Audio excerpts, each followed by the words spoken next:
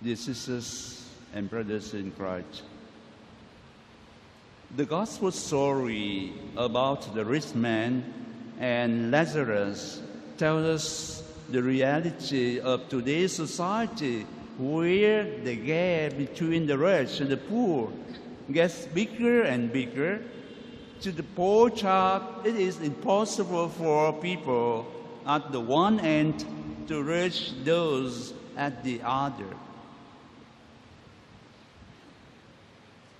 Reading the story in details and meditating carefully on it, we come to know the reason why the rich man was in torment in the netherworld.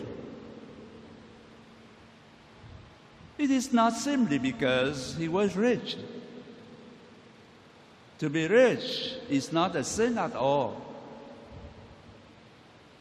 To have possessions, to accumulate properties, to enjoy comfort, and to spend your money on beautiful dress and delicious food is not a sin either.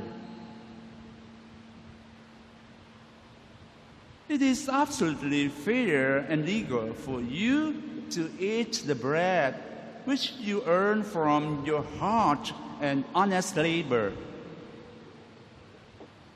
It is absolutely fair and legal, too, for you to spend the money which you inherit from your parents. The right to private property is natural. The book of Genesis, chapter 1, verse 29 reads, God also said, "See, I give you every seed-bearing plant all over the earth, and every tree that has seed-bearing fruit on it, to be your food." Put it in short, the earth and its natural riches are free gifts from God, the Father of all, given to all peoples for their common good and for their service of God and of neighbor. Man needs enough food and drink to conduct a decent life. To earn a living, therefore, man needs the means for their work. To farmers, land is the means for their survival. To fishermen, the clean and well-preserved sea environment is the vital means for their life and for the life of their children.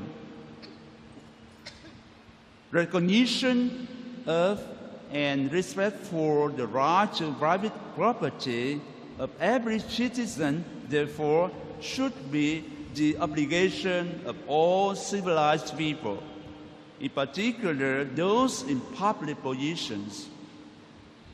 Violation of the right to private property is obviously a crime against humanity, and deprivation of the right to private property is a sin against God, the Creator, who made man in His image and gave man the use of the resources of the earth.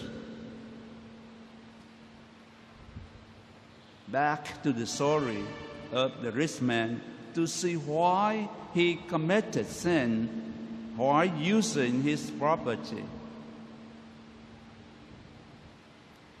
The gospel clearly reported that he dressed in purple garment and fine linen and dined sumptuously every day, but ignoring the presence of his poor neighbor, lying at his door, hungry and covered with sores, who would gladly have eaten his fill of the scraps that fell from the rich man's table.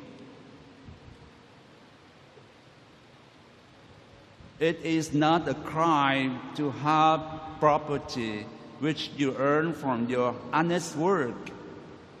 It is not a sin to enjoy the comfort of dress, food, and drink which you buy from your clean money. But to become too selfish to share your dress, food, and drink with your friend is a sin, because you refuse your obligation to recognize God's holy will that natural resources are meant for all people. But to become indifferent to the needs of your neighbor and blinded to the suffering of your friend is undeniably a serious crime, because the riches which God gave you are intended to make you more and fully human, with a loving and caring heart, not to turn you into a heartless and insensitive person. The Christian moral teaching on the spirit of poverty and the control of greed for money and power is by no means hostile to legal and honest riches, but it is rather a timely and helpful warning of the danger of the misuse of money and power.